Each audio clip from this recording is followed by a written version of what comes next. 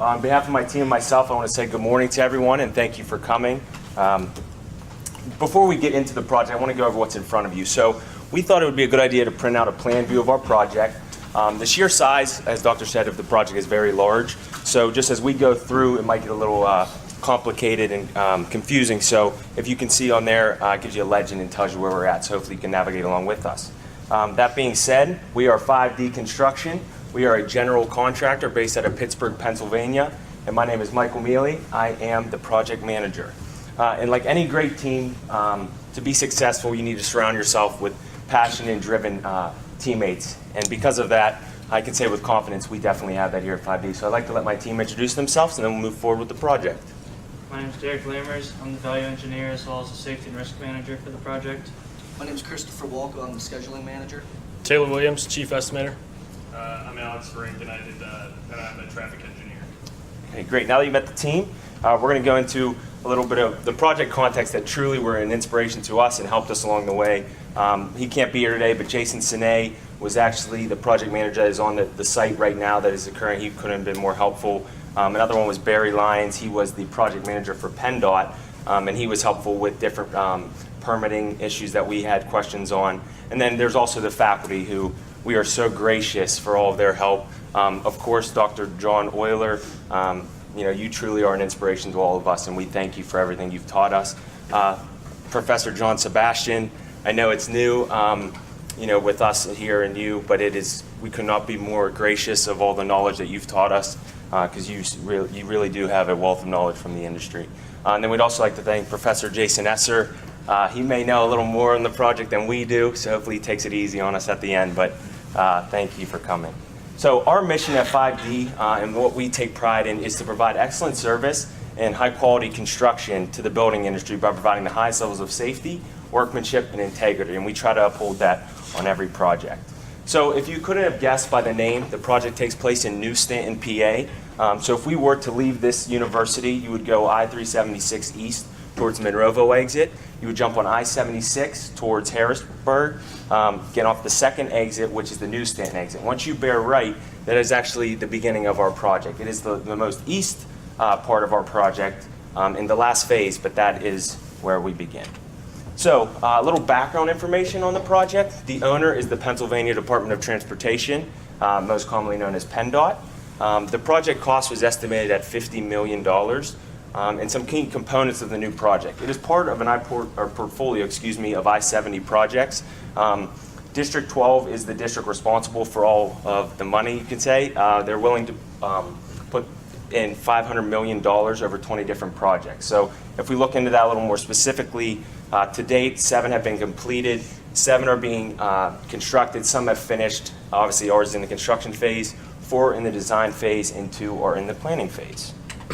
So this is the same picture that you have in front of you, just a little project overview of the site. As you can see, it's color coded, so if you want to just go ahead and look at that as we go through. So there's 3 bridges on this project, not just one. 2 of them are new construction, and 1 of them is just a redecking of a bridge. So the first one is the mainline bridge. That goes actually parallel with I-70, and that we'll touch upon more as we go on the project. The Center Avenue Bridge is another one. That one we're going to look into a lot more detail later on, but that is perpendicular and crossing over I-70.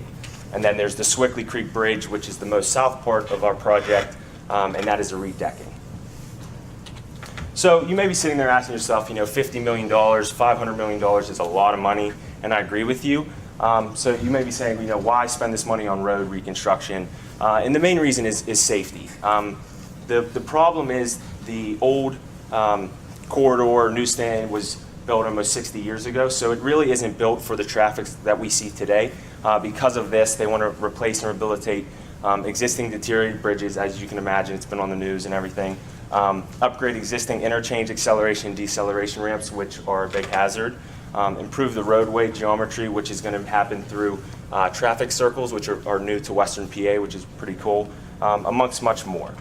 So now I'm going to pass it over to our chief estimator, Taylor, and he's going to tell you a little bit about how we bid this project. Thanks, Mike. Okay, so after receiving the request for bid from PennDOT, we laid out a series of goals for ourselves in the pre-bid phase. beginning first step in putting together an estimate, determining what is in our scope and what is not. Secondly, the quantity takeoff, and then finally pricing activities within HCSS, construction estimating software, to come to a final bid price. Additionally, we'd like to coordinate some of our major activities, specifically Center Avenue with the schedule, so that the durations shown on the schedule match the production rates found in the estimate. For those unfamiliar with PennDOT and especially their bidding process, they provide the bid form to all the bidding contractors, which includes the quantities, and it is the contractor's responsibility to fill in unit prices and total prices for each bid item. For this project specifically, we were looking at a bid item of 605 bid items long. That's a lot. We added an additional bid item to cover our general conditions, which is an indirect cost, and then a further bid item for our value engineering activities that we couldn't appropriately fit into any of the previous 605 bid items. These bid items were priced using self-perform in-house pricing. Additionally, some PennDOT historical bid prices and material prices for some more obscure items, and some subcontractor quotes for the specialty items that 5D Construction does not self-perform. Again, for those unfamiliar, PennDOT provides all the quantities associated with the job site during the bidding process. So even though that occurs, it is still important to take off the quantities so you know exactly where everything occurs on the site. For example, the bid form may say there's 10,000 cubic yards of concrete, but a couple thousand could be in a bridge deck, a couple thousand could be in piers and walls and footers and things like that. Well, the production values for pouring a footer is a lot different than the production values for pouring a pier or a bridge deck and things of that nature. So it's important to know exactly where everything is on the job. This right here is a look at an Excel macro pivot table spreadsheet that I've been using to take off the project. For example, right here, it pulls information from other sheets of the project into the master sheet, which you can see in front of you.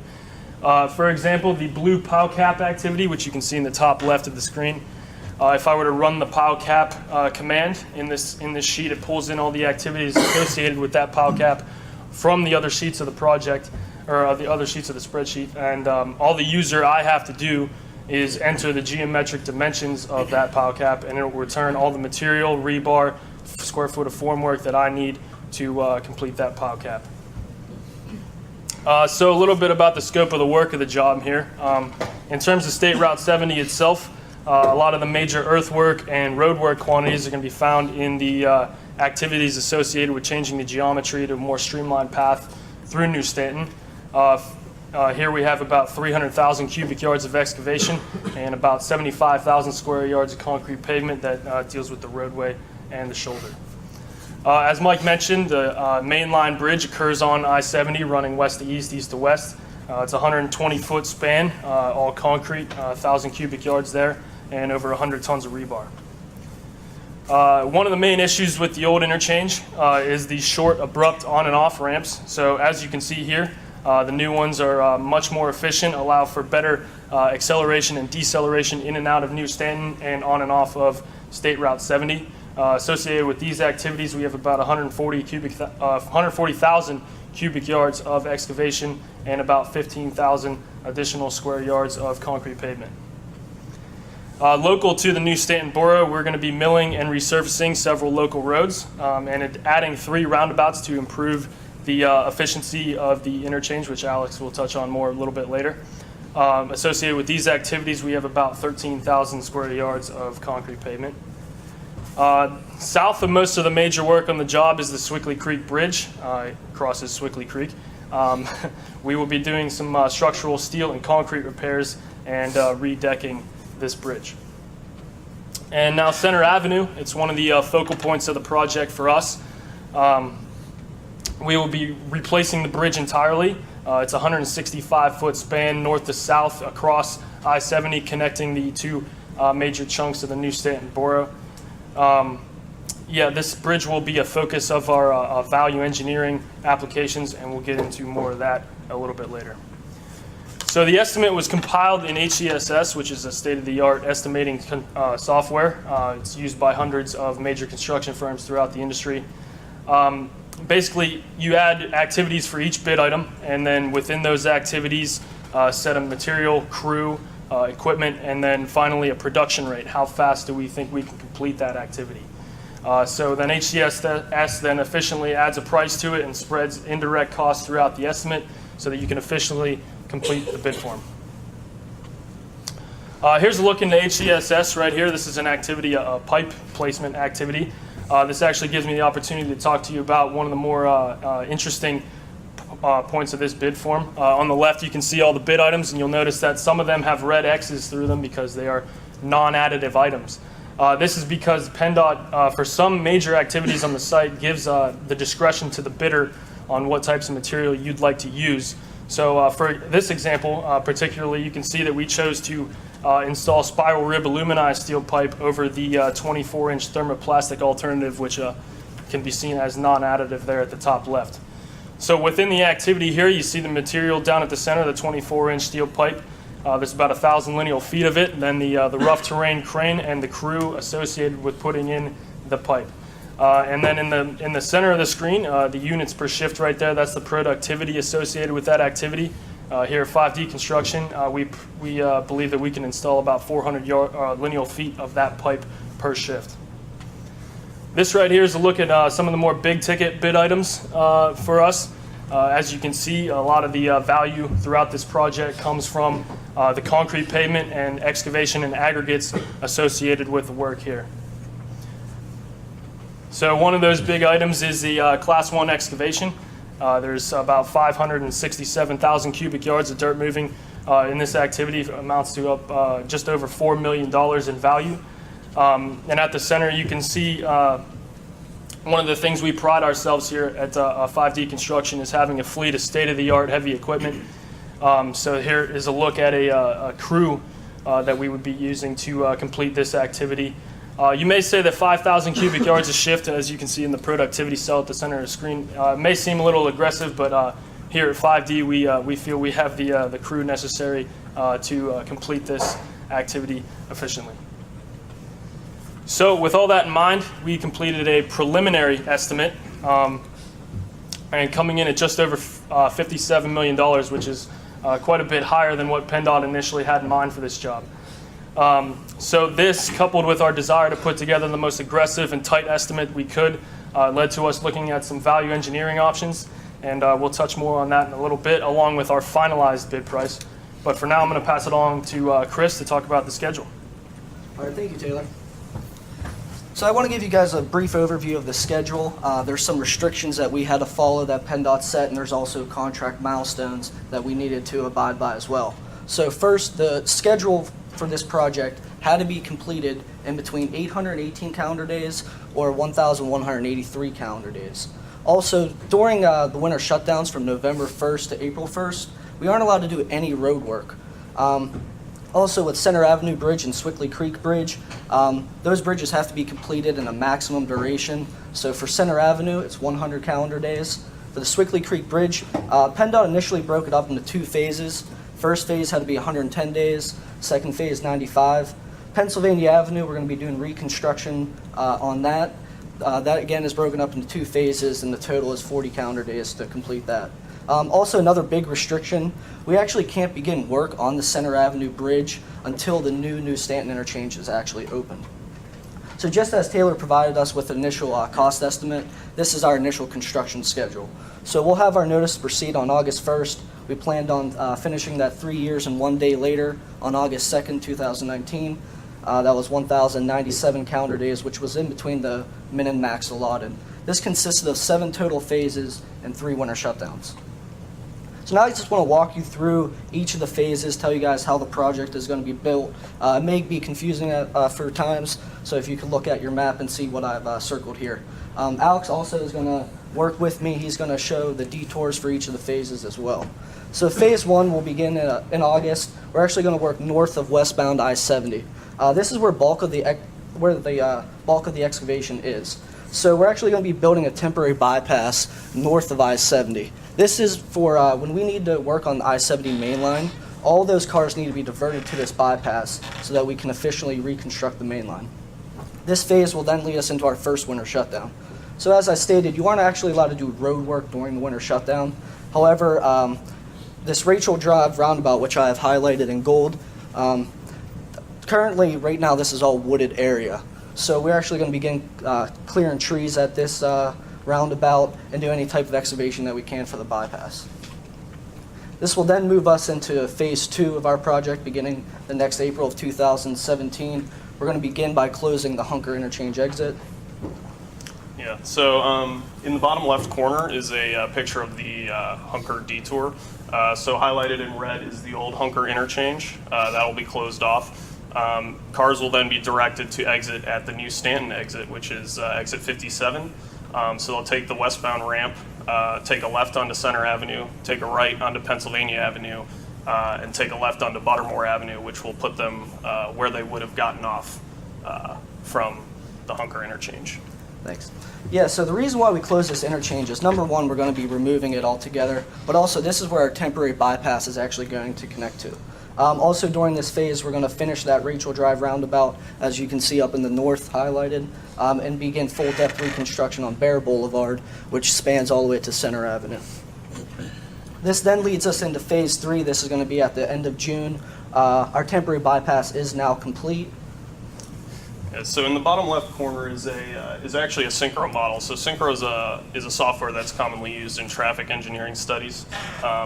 So we actually thought that it would be perfect to show the traffic conditions during phase 3.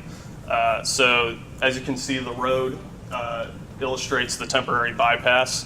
Highlighted in purple is where our work, the primary bulk of our work, will occur during phase 3. So that consists of the main line for about 2,000 feet and the main line bridge, which goes over the north and south roundabouts. And also during phase 3, we'll be constructing the eastbound and southern roundabouts. Yeah, so the picture to your right up above, that's an image of just what the main line bridge is going to look like with the new roundabouts. That takes us into our second winter shutdown. Again, but we can do some work because our temporary bypass has been completed and all the work has been pushed back onto I-70. So we're going to remove the temporary bypass during that winter shutdown. We'll then come to phase 4A after that winter shutdown, April of 2018. We're going to finish the new intersection. So that's the westbound on and off ramps, the northern roundabout, and connecting it together. So once our new interchange is now completely open, we can begin work on the Center Avenue Bridge. So the Center Avenue Bridge is complete reconstruction. We're going to demo the bridge, actually demo the abutments, and install new abutments that are 20 feet back. That's because we're going to be widening the I-70 road, making it 3 lanes. Right now I have this scheduled for 91 calendar days, which is less than the maximum 100 calendar days as well. So this is a picture of the Center Avenue Bridge detour. So the Center Avenue Bridge highlighted in red. The route to take would be the blue route. So traffic that comes from the south will take a left onto Pennsylvania Avenue, go north through our newly opened roundabouts, and exit off of Bear Boulevard onto Center Avenue.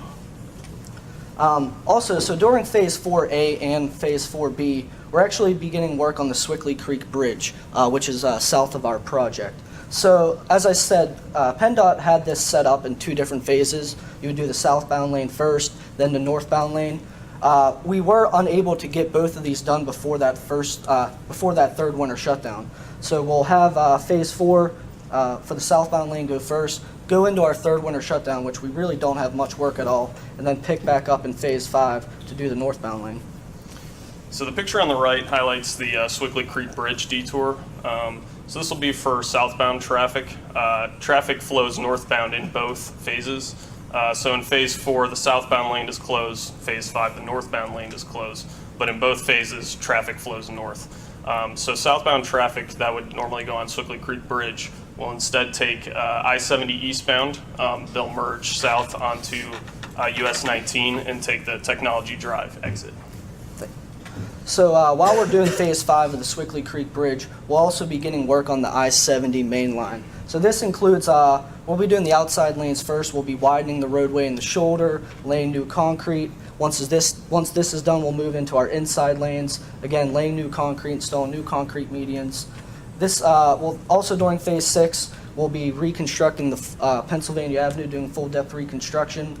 Stage 1 will be westbound. Stage 2 is eastbound.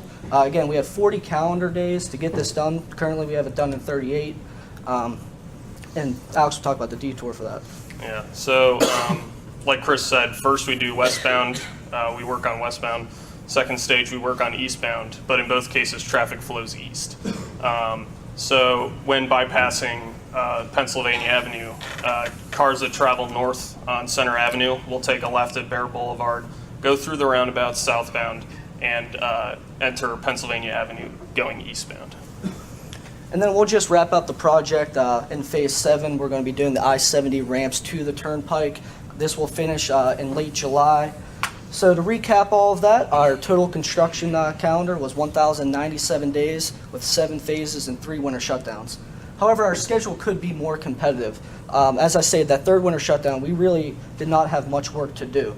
And we actually want to be more competitive in the schedule because the general contractor is actually picked on this A plus BX bid item. And what that is A is the value that Taylor estimated to construct the job, and B is our scheduled duration, which is then multiplied by the liquidated damages, which are set at almost $6,000 a day. So every day that we cut our scheduled duration, we're cutting 6,000 days out of our total bid. So in order to be more competitive, we incorporated value engineering into our project, and I'll have Derek talk about what value engineering is and what was our approach. Thanks. So for those of you who are unfamiliar with the term, value engineering is done at firms all across the country.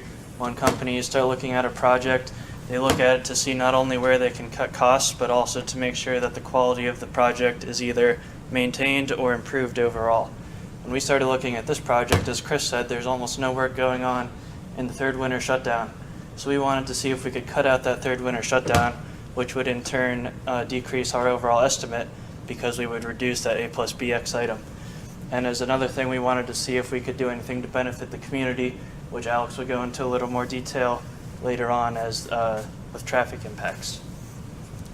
So whenever we started looking into value engineering as the team, we looked at redesigning a part of the project. We temporarily considered looking at the mainline bridge and changing the concrete girders into steel girders, or possibly even taking away those 3 roundabouts and putting in just the traditional exits. But we thought that PennDOT was going to kind of have this as a staple of the project because it's one of the first roundabouts in the area. So we decided to look at more of an accelerated bridge construction, and we thought that if we could speed up both the construction of the Swickley Creek Bridge and the Center Avenue Bridge, that we could cut out that third winter shutdown, which would be able to give us the cost savings we were looking for. So with the Swickley Creek Bridge, it was originally designed in 2 phases, as Chris discussed. Each phase was going to redeck one of the lanes of the bridge. So we thought that if we could cut down the entire construction into 1 phase, we'd redeck the entire bridge at one time, and that would give us a decent amount of cost savings. But we also needed to look at our Center Avenue Bridge. So we started looking at the different methods we could use for an accelerated bridge construction of Center Avenue. Unfortunately, it wasn't as simple as Swickley Creek because it wasn't just a simple redecking. The bridge had to be completely demolished and rebuilt because for the new I-70, there was auxiliary lanes being built on both sides of the highway, creating 3 lanes on each side, meaning the abutments actually had to be demolished and pushed back 20 feet, extending the bridge out to 165 feet. And the bridge was also going to be raised because it currently does not meet PennDOT's height requirements for a freeway of 16.5 feet. So we looked at a traditional weekend replacement where we would have multiple crews work around the clock to try to accomplish all this in one weekend.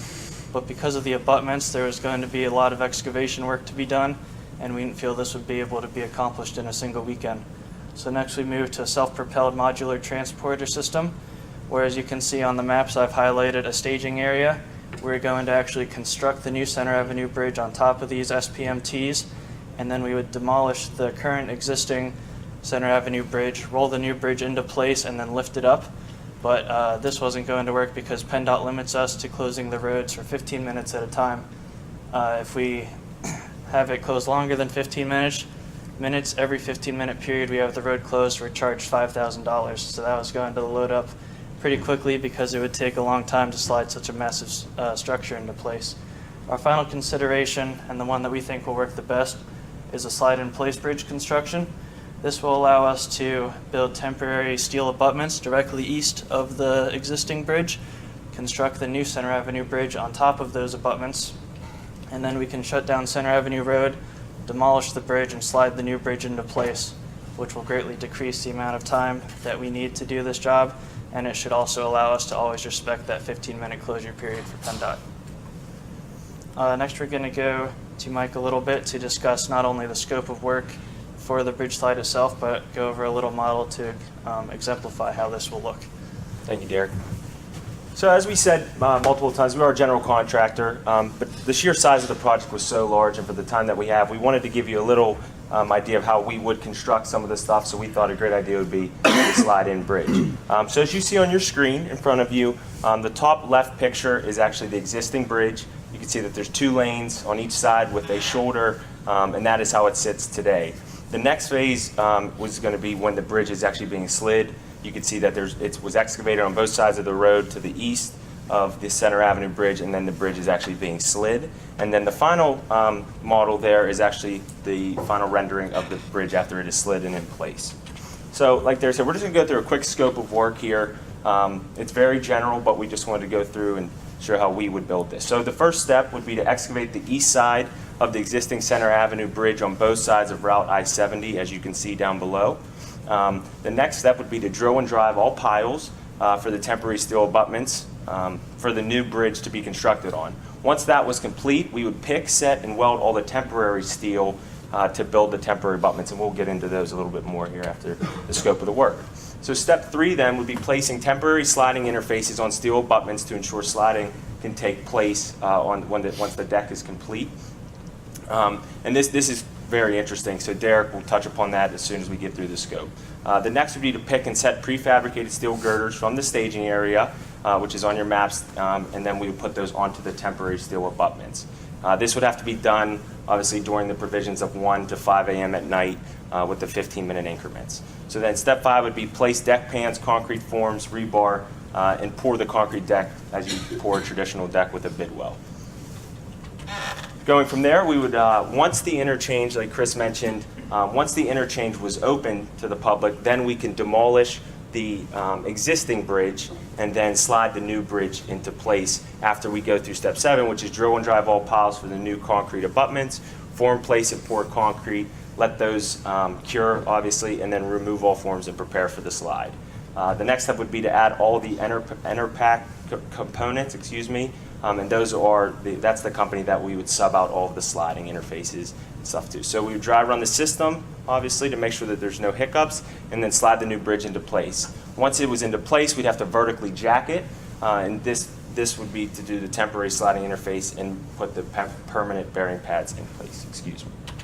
So real quick on the temporary abutments. So this was a lot of risk for our company to take on, but we needed to do something, as Chris said, to really make our schedule competitive and make our bid competitive for that matter. So what we did was we did a preliminary temporary abutment off of a case study that was done in Iowa, and it was very similar bridge, almost the same size. So what we did was we did a preliminary steel takeoff to see what the steel would cost us, and we actually, within our company, we just did a project that had the same, a little bit bigger steel, so it actually was a benefit to us to use that. So that's how we went through with the temporary abutment. But the design aspect of it, we subbed it out and outsourced it just because of the fact that we wanted to mitigate some of the risk associated with it. So now I'm going to pass it back to Derek, and he'll talk about the sliding interfaces.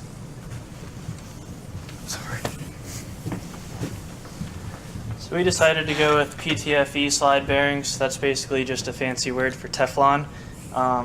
We decided to go with these because not only are they a little bit easier to design than some of the other slide interface options, but they're also the most cost efficient for this application.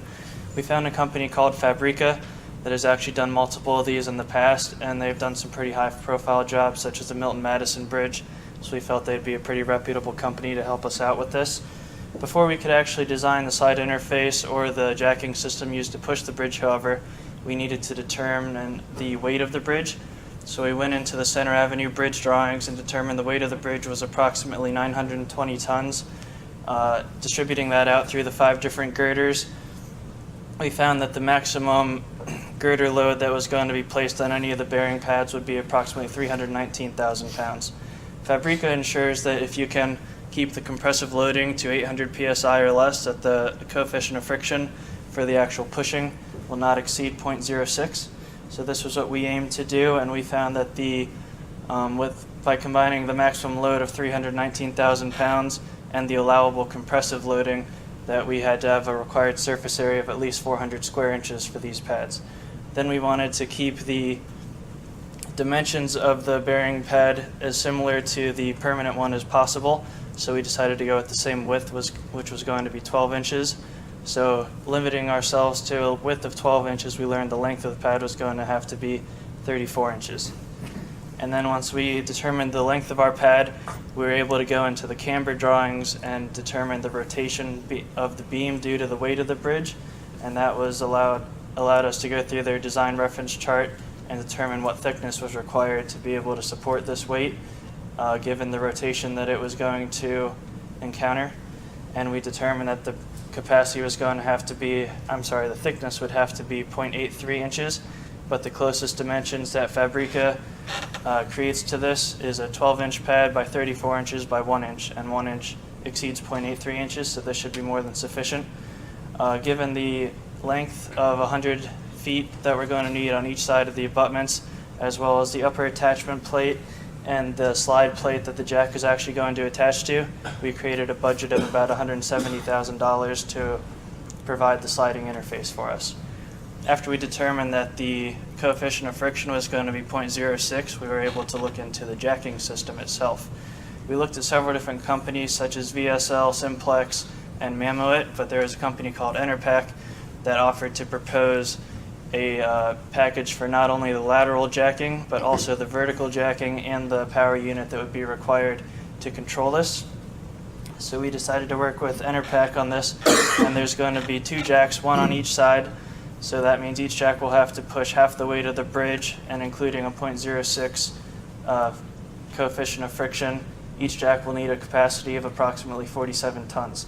So Enerpac has one that was pretty close to that. It was 55 tons, which will be more than sufficient for this. And then after it's moved into place, we will actually need to vertically jack the bridge. That way we can take out all of the sliding interface components and replace it with the permanent bearing pads that PennDOT included in their initial design.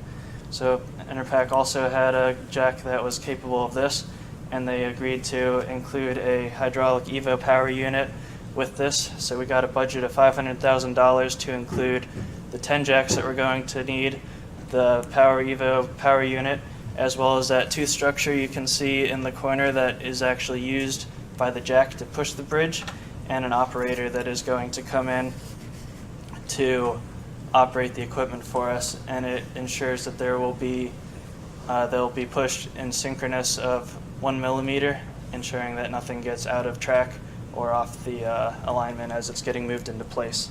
So next we're going to go to Chris a little bit to talk about how this will impact our overall schedule and what time we're going to be able to save. Thanks, Derek. So the schedule impact for the value engineering was actually very, very big. So initially I said we were going to complete in 1,097 days, which included 3 winter shutdowns. Well, our new value engineering schedule cut that 3rd winter shutdown, and we can complete this job in now 820 calendar days. This would be now 6 phases with the activities reordered a little bit. So what changed? How did this happen? So everything up to that 2nd winter shutdown stayed the same. It's after phase 4, which we start changing things. So in phase 4, we were building the new roundabout, the northern roundabout. That didn't change in duration. However, during this time, we can actually now build our temporary abutments and the Center Avenue Bridge next to it. That will take about 77 calendar days. Also, now that Swickley Creek is totally closed, we are able to finish that all before that 3rd winter shutdown, and it will finish in 184 calendar days on October 2nd. And Alex will talk about the new Phase 4. Yeah. Thank you, Chris. So this is a representation of Phase 4A traffic conditions. So with the Swickley Creek being totally closed, this will increase traffic in certain parts of the model as compared to 4A normal. So it'll significantly increase the amount of traffic that will be using the interchange, actually. So with this Swickley Creek now being closed both northbound and southbound, the Swickley detour will now apply to both directions of traffic. So now 4B has changed as well. So we're building the new bridge next to the existing Center Avenue Bridge. Once the new interchange is open and the the Value Engineer Bridge is almost completely done, we can start demoing the Center Avenue Bridge, excavating and pouring the new abutments. We'll then slide that bridge over and then finish all the approachways to it. So now, I initially had that bridge closure for over 90 days. This will now be completed in about 66 calendar days. Also, we can now move full depth reconstruction of Pennsylvania Avenue earlier. This will now begin in June and still finish in 38 calendar days. Yeah, so now that Center Avenue and Swickle Creek are both closed, we wanted to keep Pennsylvania Avenue open in both directions during daylight operations. Pennsylvania Avenues only have one lane closed at night, and that'll only be small sections of the traffic, and one lane will be open and it'll be controlled with a flagger. So phase 5 and 6, it's still the same scope of work. It's just redoing the outside lanes of I-70 and the inside lanes of I-70, as well as that turnpike ramp. This again now has pushed earlier into the schedule since we're finishing Center Avenue Bridge 30 days earlier. And so our new project duration will finish about the end of October in 2018. So to recap that, again, we finished in 820 calendar days now. Removing that third winter shutdown actually saved 152 calendar days in itself. Closing Swickle Creek Bridge fully allowed us to complete it before that third winter shutdown, and also doing the slide-in bridge construction of Center Avenue also made us move roadwork activities a little earlier. And now Alex will talk about the traffic impact. Thank you, Chris. So using the Synchro 9 software, I was able to calculate the average delay that a driver would experience when driving through our construction project. So that consists of primarily the new roundabouts that we're building and the two intersections of Pennsylvania Avenue with Center Avenue and Center Avenue with Bear Boulevard. So as you can see, according to this model or this chart, delays are actually decreased during accelerated construction, and the reason for that is, first of all, a lot of traffic is diverted around the heavy traffic intersections. So that's like the Pennsylvania Avenue intersection with Center Avenue. So that actually decreases the overall average of delays for someone driving through the project.